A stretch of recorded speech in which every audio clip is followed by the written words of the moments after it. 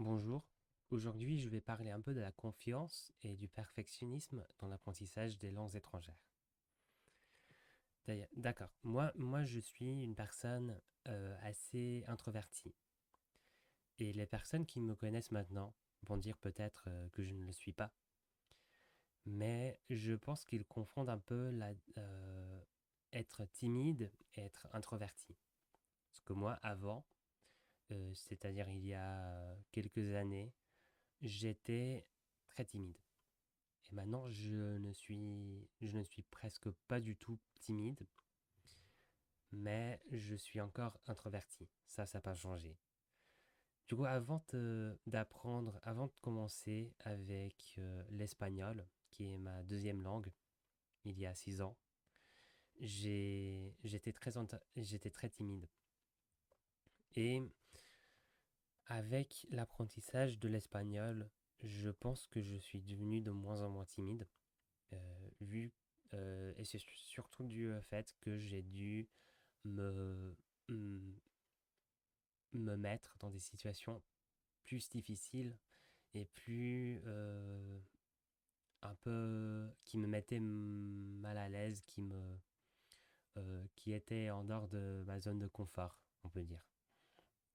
Du coup, avec l'espagnol, avec mon apprentissage, je me suis vu, ça c'est de l'espagnol, j'ai euh, je me suis forcé un peu à être en dehors euh, à me mettre dans des situations difficiles, entre guillemets, et, et ça m'a rendu beaucoup moins timide. Et, mais aussi, euh, le problème du perfectionnisme que j'ai eu, c'est assez grand. Et au début de mon apprentissage de l'espagnol, j'ai pas du tout eu ça.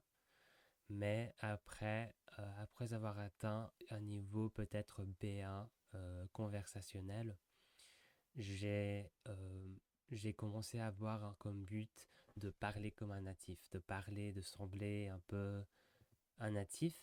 Et pour moi, ça signifiait à cette époque être parfait.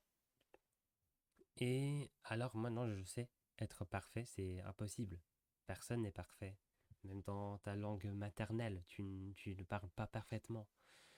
Mais à cette époque, il y a 5 ans, je, je pensais ça et j'ai commencé dans mes conversations à essayer de ne pas faire des erreurs, de ne pas me tromper. Euh, Surtout dans les situations où j'étais en face à face avec les personnes, je parlais dans des groupes où je parlais avec des amis que je rencontrais dans la vie réelle. Sur Internet, parfois je prenais des cours, parfois je parlais avec les gens, je faisais des échanges linguistiques. Et là, j'avais pas trop ce problème-là. Mais en dehors, quand je voulais donner une bonne impression aux gens, j'avais toujours ça en tête. J'avais toujours la pensée la mentalité que je devais être parfait et que je devais ne pas me tromper et sembler un natif. Et c'était un peu absurde, je dirais. Et euh, ça a commencé peut-être après un an d'apprentissage d'espagnol. Et avec le français, j'ai pas vraiment eu le même problème parce que moi, après 2 ans d'apprentissage du français, je suis allé en France et j'ai commencé à beaucoup parler la langue. Et je parlais à cette époque toujours l'espagnol et presque tous les jours, je parlais un peu de français, un peu d'espagnol. Et quand je parlais espagnol, je me prenais trop la tête de ça, je pensais trop à être parfait, à ne pas me tromper. Mais avec le français, c'était pas comme ça. Parce que je pense ce qui se passait dans ma tête, c'était que vu que je parlais déjà l'espagnol et que j'avais un niveau plus haut en espagnol qu'en français ça m'apportait pas trop de faire des erreurs parce que je savais que c'était ma troisième langue et que je parlais toujours mieux l'espagnol. Mais en espagnol, je me mettais trop de pression et je voulais être parfait, entre guillemets, et sembler un natif, même si c'était pas vraiment possible. Et ça, même dans les conversations où je recevais des compliments, où je parlais avec des gens, ils me disaient que je parlais très très bien, et j'avais des amis qui me disaient ça tout le temps.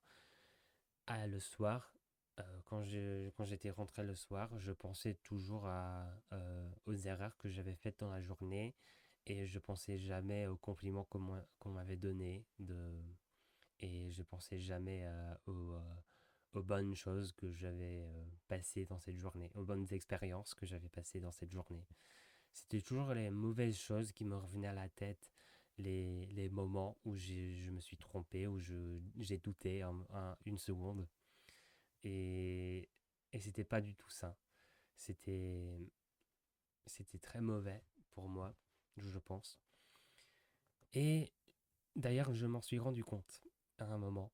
Et je me suis dit à ce moment-là, ça y est, ça suffit avec les conneries, avec avec ces pensées-là, parce que ça t'aide pas, c'est pas, tu vas jamais être parfait, mais tu peux toujours, le plus important, c'est d'être à l'aise quand tu parles, de te faire comprendre et d'apprendre un peu chaque jour et continuer à améliorer. Et d'ailleurs, c'est ce que je pense moi maintenant. C'est que le plus important, c'est ça, c'est ces trois choses-là. C'est d'être à l'aise, de faire comprendre et essayer toujours d'apprendre un petit peu chaque jour. Et, mais plus récemment, j'ai commencé à avoir encore une fois ce même problème que j'avais avant avec l'espagnol, mais cette fois avec l'espagnol et avec le français. Et je pense que c'est dû aux pauses que j'ai prises dans mon apprentissage du français et de l'espagnol, mais surtout du français. Parce que après être rentré en Angleterre, après mon année en France, j'ai complètement laissé de côté le français et pendant presque un an, ou un peu plus d'un an.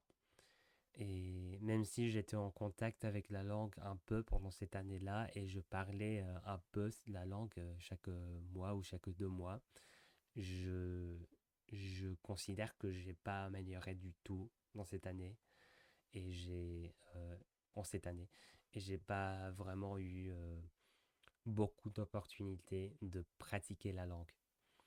Et avec l'espagnol, j'ai plus récemment, les derniers mois, j'ai eu beaucoup moins d'opportunités de pratiquer la langue aussi. Du coup, mais je pense que c'est un peu pour ça que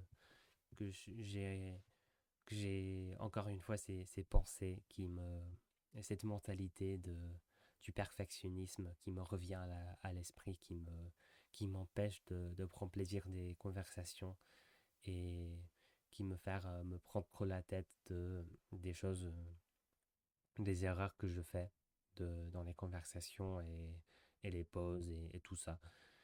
Et